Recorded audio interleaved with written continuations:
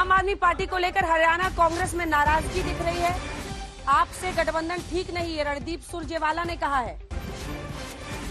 आज तक के सवाल पर बोले रणदीप सुरजेवाला, उन्होंने कहा कि मैं मुख्यमंत्री बनना चाहता हूं। ये लीजिए। नहीं दिक्कत कहाँ है? नरेंद्र मोदी ने कहा था मुझे आपको दिक्कत कहाँ है? मुख्यमंत्री बनेगा, क्यों लड़ रहे हैं आपस में? गले लगो तो सही है। और सुना देते आपको, रणदीप सुरजेवाला ने क्या कहा सुनाइए। देवेंद्र फडणवीस ने कहा था मुझे मुख्यमंत्री बनना है। दो पहलू हैं। रणदीप को या किसी और नेता को हो सकता है लगता है कि हमें जरूरत नहीं, हम खुद लड़ सकते हैं और हम खुद कामयाब हो सकते हैं। हम लड़ते भी अकेले आए हैं। एक मैं आपको अब दूसरा हैट महासचिव का पहनकर ये कहना चाहता हूं, दिल्ली केंद्रीय नेतृत्व का एक और नजरिया है। पूरे देश के अंदर एक समुचित मापदंड बनाने का, जहां हर साथी को अकोमोडेट किया जा सके, आपको जरूरत हो या ना हो। तो मुझे लगता है इन दोनों का बैलेंस कहीं बनाना पड़ेगा। हर व्यक्ति अपने प्रांत का नेतृत्व करना चाहता है, मैं भी नेतृत्व करना चाहता हूं, पर मेरी महत्वाकांक्षा मेरी पार्टी से बड़ी नहीं, मेरी पार्टी मुझसे बड़ी है। अतुल जी, हुड्डा साहब भी बनना चाहते हैं, कुमारी शैलजा जी भी लाइन में, अब रणदीप जी भी खुलकर कह रहे हैं। क्या तकलीफ क्या है? नहीं, तकलीफ क्या है? जीत रहे इसलिए कह रहे हैं ना। अच्छा। हार रहे इसलिए चिल्ला रहे। हम जीत रहे इसलिए कह रहे हैं कि हम मुख्यमंत्री बनेंगे, उसमें तकलीफ क्या है? ये तो देवेंद्र फडणवीस आप क्या मुस्कुरा रहे हैं? सैनी साहब का नाम लिया, अनिल विज जी उठ के चले गए, आज तक वापस मतलब वो मंत्री नहीं बने, पूर्व मंत्री बन के बैठे हुए हैं। ऐसा है, सबके मैं घर आपको में बता रहा हूं फर्क। कांग्रेस पार्टी इसलिए कह रही है तो क्या गलत है? क्योंकि उनको पता है चुनाव जीतना ही नहीं है, तो मुख्यमंत्री बनना ही नहीं है, तो इतना लड़ क्यों रहे? कांग्रेस पार्टी जीत रही है, अब बीच में बोल रहे हैं मुख्यमंत्री बनना है, बोलने लगते हैं। इनके एक भी नेता ने नहीं कहा, बात तो पूरी इनके एक भी नेता ने नहीं कहा मुख्यमंत्री बनना है। सर आप अपनी बारी में भी बोलेंगे, उनका भी बोलेंगे। कई बार बोले। अब आप लोग नियम बना लीजिए, अब से मत भूलिएगा, बराबर हो गया। आपने भी बोला, उन्होंने भी बोला, अब बराबर। नहीं तो ये दोनों अपना ओपन ही नहीं कर पा रहे। मैं बड़ी अच्छी बात बताता हूं, गजब कंफ्यूज पार्टी है कांग्रेस। दिल्ली में कपड़े फाड़ रहे हैं आपके, और आज पता चला है अभी दिल्ली में ज्वाइनिंग कराई उनके पूर्व मंत्री थे राजेंद्र गौतम, जिन्होंने हिंदू देवी देवताओं को गाली खूब दी थी, आज ज्वाइनिंग हो गए। और हरियाणा में कह रहे चुनाव लड़ेंगे इलू और दिल्ली में डाइवोर्स। अरे भैया कहां पड़े हो चक्कर में? पार्टी में अकेले में दम नहीं, कूद गए। किसी भी पार्टी के दफ्तर में लठबाजी नहीं हुई है, जो लठबाजी कल पूरे देश ने हरियाणा में सीताराम केसरी जी की धोती के बारे में बोलूंगा, दौड़ जाएंगे आप, उठा के फेंक दिया था। चलिए वापस हरियाणा पर आते हैं, गठबंधन का क्या होगा? गठबंधन पर आते हैं, क्योंकि अगर हरियाणा के नेता नहीं चाहते हैं गठबंधन हो आम आदमी पार्टी से, और राहुल जी का ऑन रिकॉर्ड, अभिषेक दत्त आपके नेता ने कहा कि राहुल जी चाहते हैं कि आम आदमी पार्टी और कांग्रेस का गठबंधन हो, और हम बड़ी तस्वीर देख रहे हैं। तो नेता नहीं चाहते आपके हरियाणा वाले? बड़े नेता जो है हरियाणा के, और हमारे जो आला कमान है, वो सारे अध्यक्ष जी है, खरगे जी है, राहुल जी है, सोनिया जी है, केसी वेणुगोपाल जी है, वो सारे बैठेंगे और इसमें तय होगा कि गठबंधन करना चाहिए नहीं करना चाहिए। एक प्रवक्ता यहाँ पर बैठकर ये बोल नहीं सकता कि गठबंधन होना चाहिए नहीं होना चाहिए। अभी प्रमोद तिवारी जी का फोन आया था। उन्होंने कहा मेरा बाइट फिर से चलाओ। वजह यह है उनकी, उन्होंने कहा कि ये बड़े विश्वगुरु बनते हैं, बेटी को न्याय नहीं दिला पाए। ये बड़े विश्वगुरु बनते हैं, बेटी को न्याय नहीं दिला पाए। ये उनका स्टेटमेंट था, जो कैसे यासीन मलिक का भी दिखाया ना, जैसे जरा हमारे साथ सुरेश कलमाटी को दिलवाया था घोटाला करके CWG के। बीच में नहीं गौरव जी, फिर वही शुरू होगा। बीच में बोला नहीं। इनके वक्त क्या है, सब लोग भाग जाते बाहर पैसे लेकर। हमारे वक्त आरोप हुए तो जेल में भी जाना पड़ा, कानून के सामने भी खड़ा होना पड़ा। इनके ऊपर आरोप है, बोल के कान में अरुण जेटली जी के बोल के भाग गया था विजय माल्या, 9 बैग भर के। नीरव मोदी से लेके सब लोग कैसे भाग गए, सबने देखा है। ठीक है, मेरा सवाल बीजेपी प्रवक्ता से है। अभी आपने बोला था कि हरियाणा में बीजेपी सरकार ही आएगी, पर आपको नहीं लगता कि हरियाणा में कांग्रेस का पलड़ा ज्यादा भारी होता नजर आ रहा है? तो आपके पार्टी से लोग पार्टी छोड़ के जा रहे हैं, तो आपको क्यों लगता है कि बीजेपी सरकार ही आएगी हरियाणा में?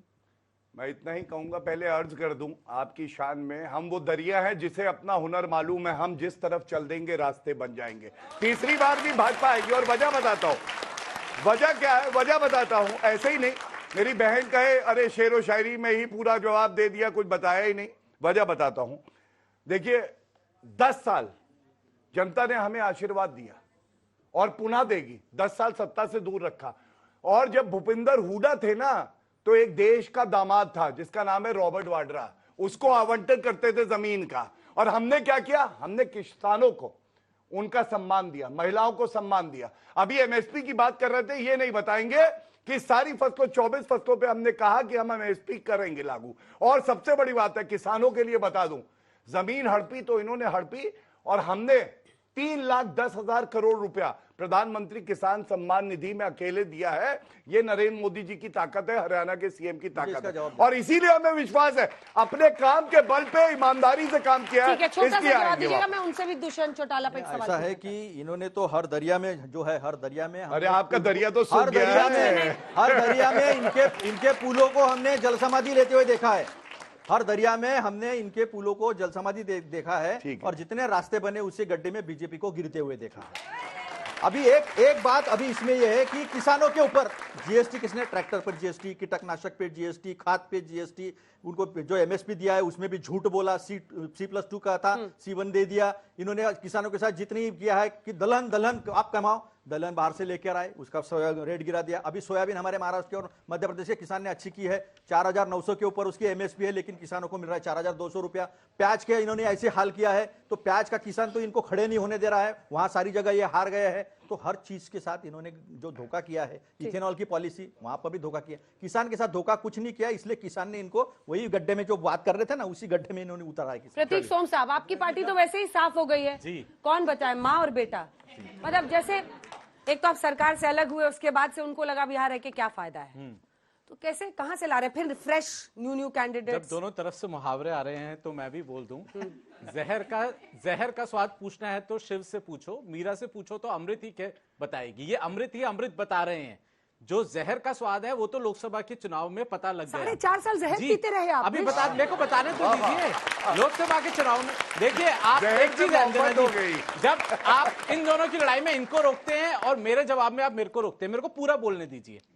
तो 2024 के लोकसभा के चुनाव में जो जहर का स्वाद है वो पता लग गया, वो संसद में भी दिखता है, वो विधानसभा के अंदर भी अब दिखने वाला है।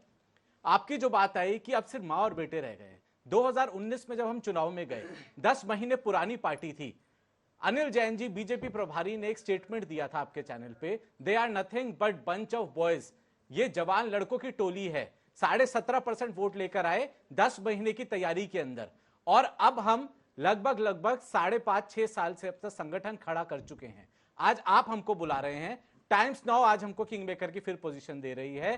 सारा हरियाणा जानता है कि किसान, जवान और पहलवान की अगर किसी ने आवाज उठाई है वो दुष्यंत चौटाला ने उठाई है। मैं इनसे एक सवाल पूछना चाहता हूं, इतना बड़ा किसान आंदोलन हुआ, पहलवानों का इतना बड़ा आंदोलन हुआ, इनके सांसद थे दीपेंद्र हुड्डा, राज्यसभा के अंदर थे, कौन जाके पार्लियामेंट के अंदर किसने आवाज उठाई, कौन जाके प्रधानमंत्री जी से मिला? अरे भाई तुम ऑपोजिशन में हो, लेकिन क्या प्रधानमंत्री जी, कृषि मंत्री जी आपसे टाइम नहीं, तो आपको आपने टाइम सिर्फ नहीं मोड़ देंगे? दिया। तो अब मैं आपको बताता हूं, दुष्यंत चौटाला ने कृषि मंत्री जी से, राजनाथ सिंह जी से, प्रधानमंत्री जी से मीटिंग करी कि किसान आंदोलन का हल निकाला जाए, और किसान आंदोलन का हल निकाला। पूरे इंडिया के, एक मिनट रुक जाइए, एक मिनट रुक जाइए, और कौन कांग्रेस के नेता गए थे? पूरे मीडिया के अंदर आप कहीं भी करिए, अगर एमएसपी पे किसी ने स्टेटमेंट दिया है, आज आप कहते हैं 4.5 साल बाद चले गए, अगर एमएसपी पे किसी ने स्टेटमेंट दिया है, किसी में इतने गट्स है कि मैं सरकार से बाहर आ जाऊंगा, अगर एमएसपी चली जाए, किसने स्टेटमेंट दिया है? इन तीनों में से आप पूछ लीजिए। बहुत सारी लड़ाइयां हो रही हमने हैं तो वादा भी कर दिया। वो कह रहे हैं कि Jat versus non Jat BJP 1000 चाहती रुपए का बांद्रा है, राजस्थान में दलित देते वोट हैं। बट जाए आईएनएलडी और जेजेपी के बीच में, ये वो इनकी चाह रहे हैं सरकार में जाट वोट 1000 बट रुपए जाए का बांद्रा क्योंकि जाता था, हम इन्होंने- 3000 रुपए अरे देते हैं। प्रभु बाप रे। आजाद समाज पार्टी के साथ इन्होंने गठबंधन किया है ताकि दलित वोट कट जाए। मतलब सब कह रहे हैं कि बी टीम ही है, यहाँ पे आके लड़ाई करते हैं, इसीलिए अभी उधर तोप मोड़ दिया इन्होंने। देखिए, हरियाणा का चुनाव का सीधा इम्पैक्ट यूपी पे पड़ेगा। हाँ। अखिलेश बखलेश मध्य प्रदेश में कहा, अखिलेश जी कंधे पे 7 एमपी बन के आ गए। ये अखिलेश जी को एक भी सीट क्या दे रहे हैं हरियाणा में, बता दें। एक तो ये, दूसरा आने वाले समय पे आपसे समझौता करें, आने वाले समय में हरियाणा के चुनाव में, चाहे जम्मू कश्मीर के चुनाव में सीधा सीधा असर पड़ रहा है। इस देश की किसान राजनीति की जब बात होती है, 80% लोग हैं, चौधरी चरण सिंह साफ दिख रहे हैं, और जहां जाट वर्सेस अदर्स की बात ये लोग कुछ चलाने की कोशिश कर रहे हैं, तो बिल्कुल साफ है। चरण सिंह जी को देवता मानते हैं हरियाणा किसान, से एक और रिपोर्ट वहां आ रही है जिसके हिसाब से 40,000 ग्रेजुएट्स और पोस्ट ग्रेजुएट्स ने स्वीपर की पोस्ट के लिए अप्लाई करा ठीक है, है। इसी सवाल के जवाब के साथ अंत करेंगे। देखिए, बिल्कुल मैं समझता हूं रोजगार जो है वो अधिकार है, और जब मैं यहाँ आ रहा था तो तमाम काम भी अच्छे लिख के आ रहा था, समय कम है, लेकिन ये जरूर बताऊंगा कि मुद्रा योजना में, पोस्ट ग्रेजुएट को स्वीपर, मुद्रा योजना में 55,000 करोड़ रुपए के लोन दिए, रोजगार के अवसर पैदा किए। हमारी प्रतिबद्धता ये रहेगी कोई युवा ऐसा ना हो जिसके पास रोजगार का अवसर ना हो या नौकरी ना हो, और इसी प्रतिबद्धता से हम चुनाव लड़ेंगे। और अंत करूंगा एक बात कह के, पोस्ट ग्रेजुएट को स्वीपर करो। मेरी पार्टी के ऊपर तंज कर रहे थे, गड्ढे में गिर गए। 45 लाख युवाओं ने कांस्टेबल के लिए फॉर्म भरा, उसमें पीएचडी के लोग हैं। झारखंड में 11 लोगों की मौत हो गई क्योंकि वहां इतनी बेरोजगारी है, और जो है वहां पे एग्जाम चलिए, तेरी बेरोजगारी मेरी बेरोजगारी के बीच की ये लड़ाई चलती रहेगी। हरियाणा के नतीजे क्या थे, जम्मू कश्मीर के नतीजे, उससे देश का मिजाज फिर से पता चलेगा। आप सभी का बहुत बहुत धन्यवाद हल्ला बोल में हमारे साथ जुड़ने के लिए।